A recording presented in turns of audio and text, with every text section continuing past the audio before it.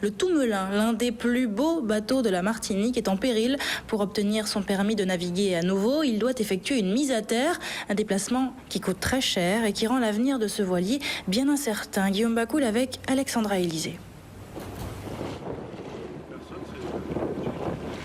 Il aura fallu 70 000 heures de travail à Daniel, Pierre et quelques amis pour construire entièrement ce vieux gréement de 10 mètres de long.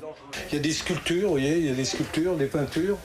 Et les sculptures, c'est moi, les peintures, c'est ma fille qui a fait ça. Vous voyez, là, c'est tout du bois, des acajou africains. C'est du sapellier en général, tout ici. Le nom du voilier vient du célèbre navigateur Jean-Yves Le Toumelin, un marin breton qui a inspiré Pierre et l'a conduit à passer sa vie à raconter la mer sur son bateau. C'est un homme qui ne pouvait pas tricher.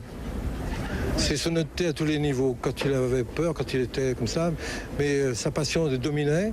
Et puis c'était un bon technicien, vraiment un bon technicien. D'ailleurs, partir sans les moyens qu'on a maintenant, il ne faut pas rire, c'était autrement difficile. Et il y avait le sextant, quand il y a le mauvais temps, on ne pouvait pas faire de point. On ne se rend plus compte, il n'y avait pas de radio, les parents, la famille n'avaient des nouvelles que lorsqu'il arrivait quelque part.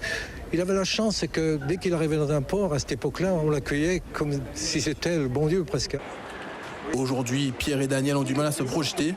Le Toumelin doit faire son carénage, c'est-à-dire sa mise à terre, afin de vérifier la coque. Mais problème, cela coûte très cher. Seule solution, les dons via l'association de Charlemagne, Voile d'antan.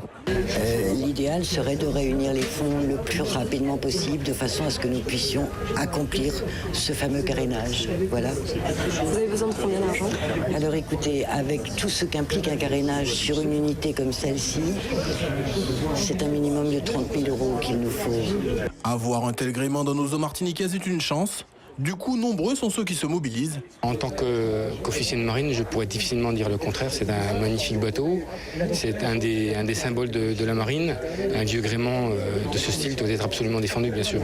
Oui, je suis marin, mais j'ai jamais eu l'occasion de naviguer sur des bateaux de ce style. Et c'est une expérience forcément unique.